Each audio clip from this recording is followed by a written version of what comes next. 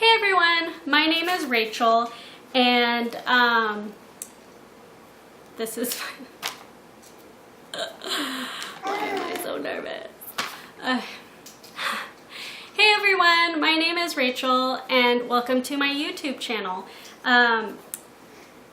Figuring out how I want to present these videos has been really difficult. I originally thought that I would just do voiceovers, and I filmed, including this video, about 4 or 5 videos with that intent. And I started filming kind of a voiceover with what I have as far as recording devices go, and I just didn't like how it was turning out. So for these videos that I've already filmed, yeah, do you want to come up here? Oh. Yeah, are you going to help me? Are you going to tell all about what we're doing? Yeah? Okay, so for the videos that I've already recorded with that intent, I'm just going to do these kind of intro, outros. I know for this video I plan doing an intro and an outro, and we'll see how the other ones go. I also have a couple of videos that I've already filmed where the kids and I are filming the video and just talking in the background about what we're doing. I also have some ideas for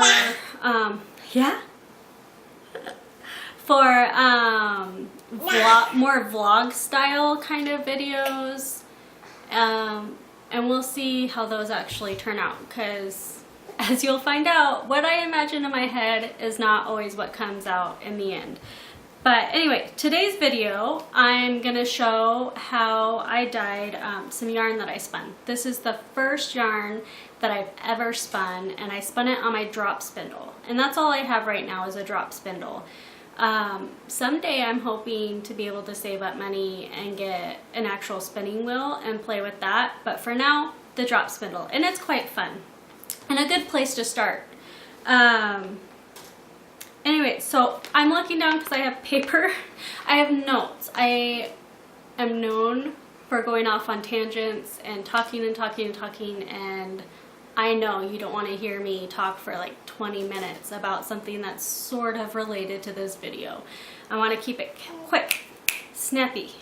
So I spun this yarn on my drop spindle, and I probably did a technique that was a little bit more difficult than a first timer should have done, but it was a great learning experience. And while my yarn came out more like art yarn and very uneven, I'm still very proud of how it turned out.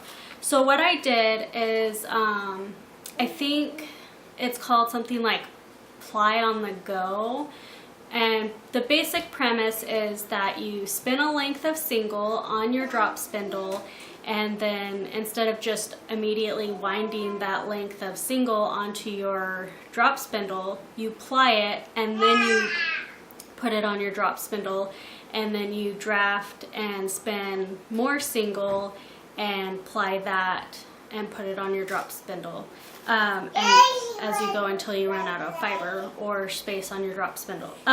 So that's what I did, and I think it's a cool technique and a cool idea, but I think as a beginner I should have done them separately and learned both techniques separately before I tried to combine them. But back to this dyeing experiment. So with the dyeing experiment, I wanted to see what would happen dyeing Wilton's Delphinium blue and Wilton's violet dye at the same time. So I'm going to share some notes really quick on what I did and what you will be seeing in the video, and then we'll go to the video, the exciting part. Anyway, so what I started out doing is I took the yarn and I wound it on my ball winder. I think that's what it's called.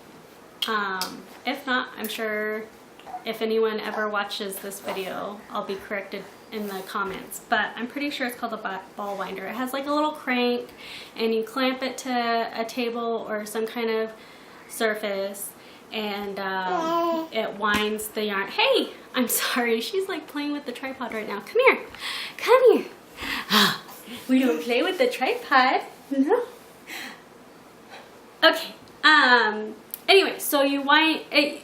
It winds the yarn into a center pole ball. It's also called a cake. It kind of looks like a little cake.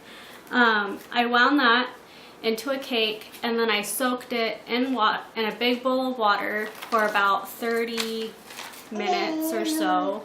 30 minutes is fine, and then I took it out of the water. Hey! Took it out of the water, and I wrung out the excess water from the yarn. And I set that aside until I was ready to put it in the dye bath. And then I started the dye bath by filling my pot, and it was, I don't know what size pot.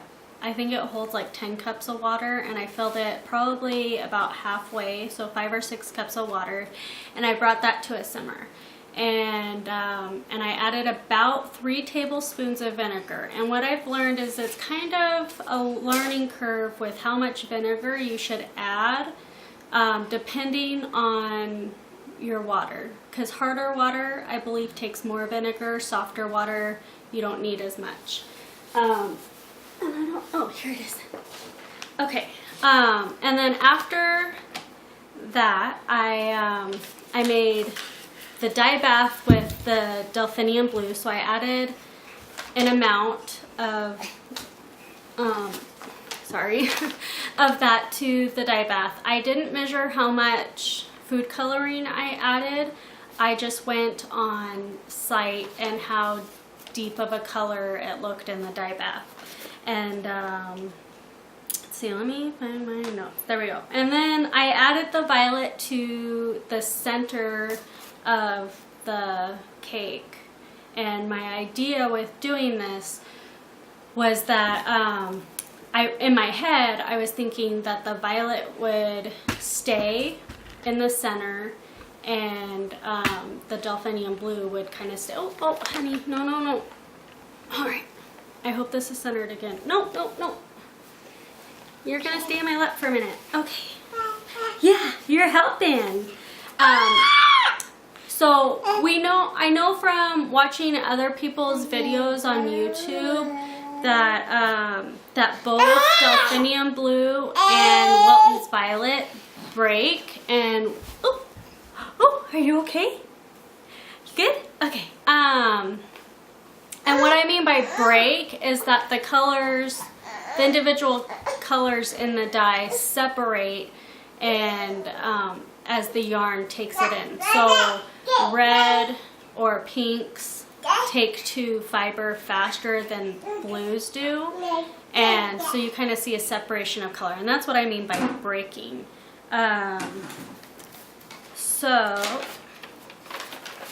So what I was thinking was that the violet would stay in the center and kind of break and work its way from center out, and that the Delphinium blue would break and work from out to in, and it would kind of meet somewhere in between and have this kind of cool mix.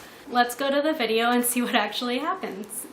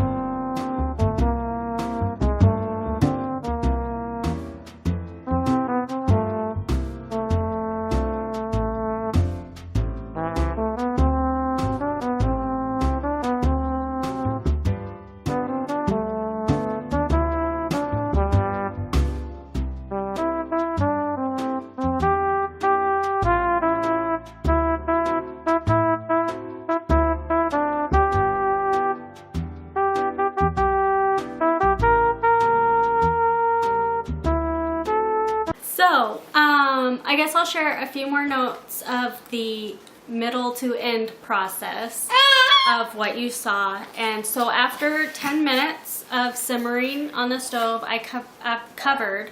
My first thoughts when I lifted the lid was that the yarn, the outside of the yarn, immediately looked purple.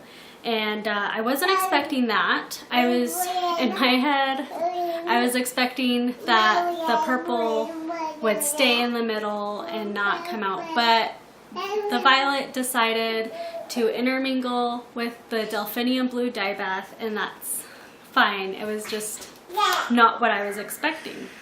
After checking on that and seeing that there was still a lot of blue in the dye bath, I decided to cover it again and let it simmer for another 10 minutes. And so after another 10 minutes, it looked like the blue had cleared a little bit, but I think what happened is I just put a lot more dye in the dye bath than really needed to be there, so there was a lot of blue left over. And that's fine, that happens. There's nothing wrong with it. But I felt that the blue looked like it had cleared a little bit, but that was as much as the yarn was going to take in at that point. So I decided to turn the heat off and let it cool on the stove in the pot. And then once it was cool enough, I took it out and put it in the little bowl that I had. And I continued to let it cool until it was room temperature. And why I did this was I didn't want to shock the yarn and cause felting. So that is one thing you have to be careful. This yarn, oh, I didn't mention in the beginning that this yarn I spun from, it was from Knit Picks, and it was 100% Peruvian wool roving that I spun into this yarn.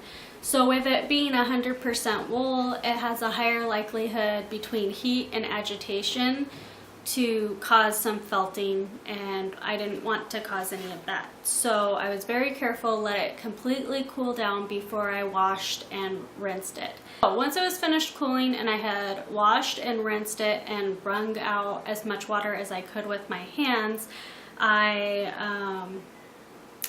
unwound the ball on the cookie sheet. And I originally had the cookie sheet on top of the bowl to collect any drips that might happen, but it was really unstable, it was sliding around, so I eventually decided to ditch the bowl, and I was just like, whatever, I'll clean up the water. It's clear water anyway, it's not going to stain anything.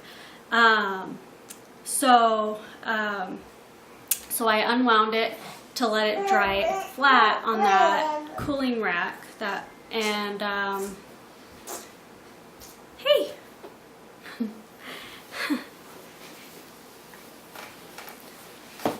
But I do really like how it turned out, even though it wasn't what I had imagined in my head or planned happening. But that's why I love doing these experiments, is to see what happens and if it really happens the way I think it will. That's what I did to get the yarn to look the way it did. I really appreciate anyone who decides to watch this video.